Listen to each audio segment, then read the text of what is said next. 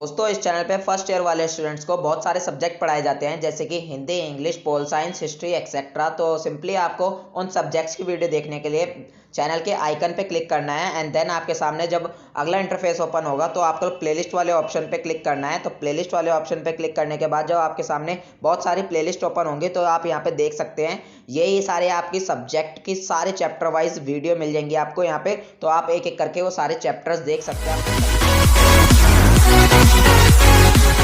Welcome to Srivastava classes. तो आज के इस वीडियो के अंदर हम अपने सब्जेक्ट एजुकेशन के यूनिट सेकंड के चैप्टर सेकंड को करने वाले हैं जिसका नाम है संस्कृति और शिक्षा।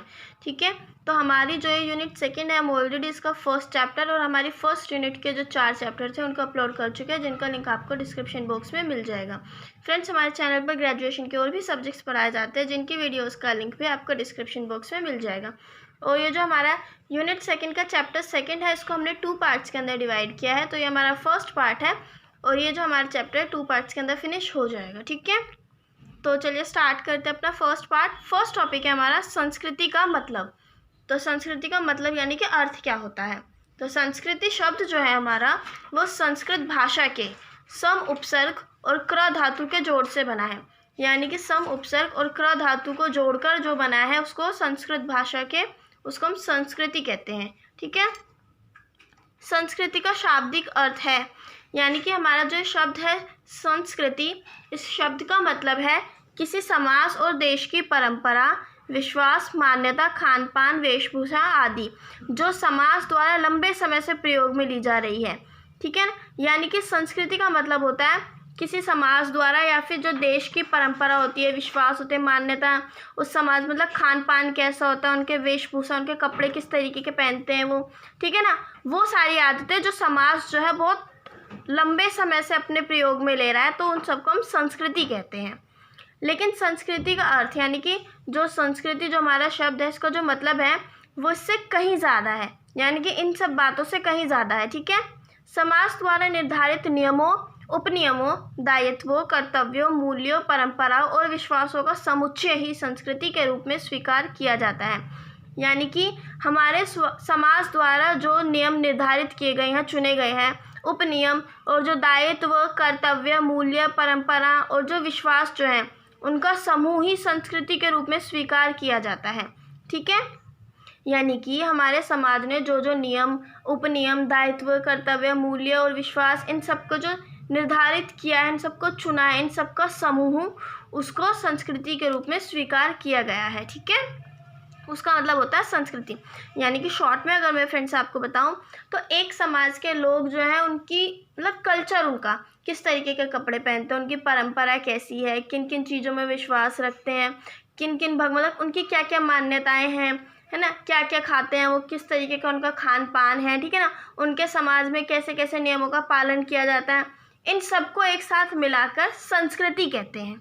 ठीक है, अब हम देखेंगे हमारी परिभाषाएं। ठीक है, तो कुछ लोग थे जिन्होंने संस्कृति जो हमारी है उसकी परिभाषाएं दी हैं। तो फर्स्ट है हमारी टाइलर के अनुसार, तो संस्कृति जटिल है, यानी कि उन्होंने कहा संस्कृति एक बहुत मुश्किल चीज़ है जिसमें ज्ञान, विश्वास, कलाएं, नीति, विधि, रीति रिवाज और मनुष्य के द्वारा अर्जित अन्य योग्यता और आदतें शामिल हैं। तो टाइलर ने कहा जो संस्कृति होती है उसमें किसी भी चीज़ से रिलेटेड ज्ञान, विश्वास, कला, जो नीति, रीति रिवाज, इंसान के द्वारा इकट्ठे की गई उसकी दूसरी योग्यताएं और उसकी आदतें, इन सबको मिलाकर संस्कृति कहते हैं। ठीक है, और नेक्स्ट है हमारी एलवुड के अनुसार। तो एलवुड ने कहा संस्कृति में एक मनुष्य की पूरी सभ्यता, हथियार, कपड़े, आश्रय, मशीनें, यहाँ तक कि प्रणाली भी शामिल है। तो एलवुड के अनुसार उन्होंने बोला कि जो संस्कृति होती है उसके अंदर एक इंसान की सभ्यता आ जाती है, उसमें हथियार, कपड़े, किस जगह वो रहता है, मतलब आश्रय, मशीनें किन किन का इस्तेमाल करता हो, यहाँ तक कि उसकी प्रणाली जो होती है वो भी शामिल हो जाती है और उन सबको संस्कृति कहते हैं। ठीक है, नेक्स्ट हमारी रेडफील्ड के अनुसार। ठीक है, तो संस्कृति कला और उपकरणों से भरा हुआ परंपरागत ज्ञान का वो रूप है जो परंपरा के द्वारा संगठित होकर मानव समूह की विशेषता बन जाता है। तो रेडफील्ड ने कहा संस्कृति जो है वो कला और उपकरणों से भरा हुआ है और ये वो परंपरागत ज्ञान का रूप है जो कि परंपरा के द्वारा इकट्ठा होकर इंसानों का जो समूह होता है उसकी विशेषता बन जाता है। यानी कि संस्कृति जो है वो परंपरा से इकट्ठी होकर एक इंसान के जो समूह होता है यानी कि जो पूरा समाज होता है, समाज की विशेषता बन जाती है, उसको संस्कृति कहते हैं। ठीक है, नेक्स्ट है ओटावे के अनुसार। तो ओटावे ने बोला किसी समाज की संस्कृति से अर्थ उस समाज की पूरी जीवन पद्धति से होता है। तो ओटावे ने कहा कि किसी समाज की जो संस्कृति होती है उसका मतलब होता है कि उस समाज की जो पूरी जीवन पद्धति है वो कैसी है, तो उसी को हम उसकी संस्कृति कह देते हैं। ठीक है, तो ये हमारी डेफिनेशंस थी जो हमें अलग अलग लोगों ने दी थी।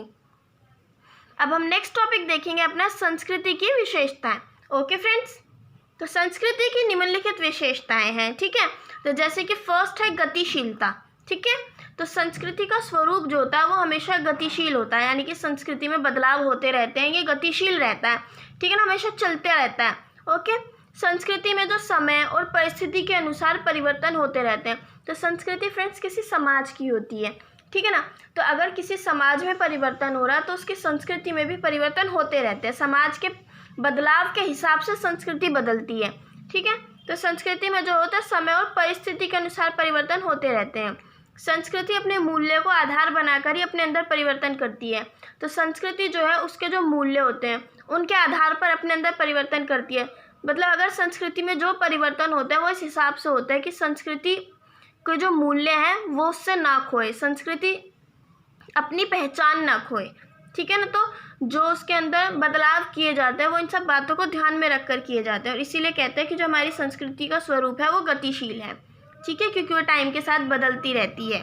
ओके, नेक्स्ट है संस्कृति अर्जित गुणों का समूह है, यानी कि संस्कृति जो है वो इकट्ठा किए गए गुणों का एक समूह है।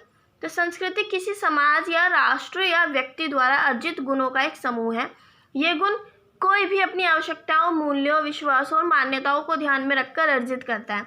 यानी कि इस पॉइंट में बोला है संस्कृति जो है वो किसी समाज, देश या फिर किसी इंसान द्वारा इकट्ठे किए गए गुणों का एक समूह है। और ये जो गुण है ना, ये गुण किसी भी इंसान की आवश्यकता के हिसाब से, उनके मूल्यों के हिसाब से, उनके विश्वास, मान्यताओं, इन सबको ध्यान में रखकर वो इकट्ठा करता है। यानी कि जो वो समाज से, पूरे वातावरण से जो वो गुण इकट्ठा करता है वो इन सब बातों को ध्यान में रखकर करता है, और इन इकट्ठा गुणों को, समूह को ही संस्कृति कहते हैं। ठीक है, नेक्स्ट है हमारा संस्कृति संचारशील है।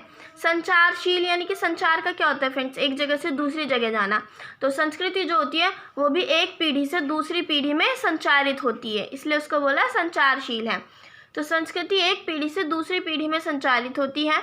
जब ये संचरण होता है तो संस्कृति की कुछ विशेषताओं में वृद्धि होती है, तो कुछ विशेषताओं को वो अपने से अलग कर देती है। यानी कि संस्कृति जब एक पीढ़ी से दूसरी पीढ़ी में जाती है तो क्या होता है, कुछ विशेषताएं जो होती है संस्कृति की वो और ज़्यादा अच्छे से मतलब वृद्धि कर जाती है, बढ़ जाती हैं, और कुछ विशेषताएं ऐसी होती है जिन्हें अलग कर दिया जाता है। यानी कि जो नई पीढ़ी होती है वो अपने हिसाब से संस्कृति को अपनाती है। अगर उन्हें लगता है कि हाँ ये चीज़ संस्कृति में बहुत अच्छी है तो वो उसको और ज़्यादा अच्छे तरीके से अपनाते हैं, जिससे वो वाली विशेषता बढ़ जाती है। और अगर नई पीढ़ी को लगता है कि ये बात संस्कृति की बहुत बेकार है, हमें ये बात पसंद नहीं आई, तो वो उसे बिल्कुल अलग कर देते हैं। ठीक है, तो संचार की प्रक्रिया में नई पीढ़ी पुरानी पीढ़ी के अनुभवों का लाभ उठाती है।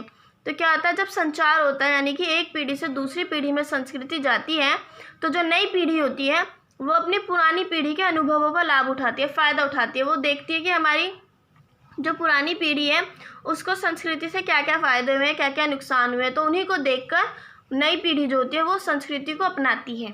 ठीक है, नेक्स्ट हमारा संस्कृति में सामाजिक गुण निहित होते हैं। यानी कि हमारी जो संस्कृति होती है इसके अंदर सामाजिक गुण भरे होते हैं। किसी भी देश या समाज की संस्कृति में उस समाज के गुण दिखाई देते हैं। यानी कि जिस भी समाज से रिलेटेड है, फिर जिस भी देश की संस्कृति होगी, जिस भी देश का कल्चर वगैरह होगा, तो उसमें उस समाज के गुण दिखाई देते हैं। जैसे कि आप सोचो फ्रेंड्स, हमारे यहाँ हमारा इंडिया ही है, हमारे इंडिया की जो संस्कृति है, उसका जो कल्चर है, उसमें किसके गुण दिखाई देते हैं, हमारे इंडिया के जितने भी सारे मतलब कि कल्चर वगैरह उन सब के गुण दिखाई देते हैं। ठीक है, अभी आप देख लो कि जैसे कोई बंगाली हो गया तो उनके कल्चर में आपको सारे बंगाली चीज़ें दिखाई देंगी, उनके बंगाली समाज से रिलेटेड सारे गुण दिखाई देंगे।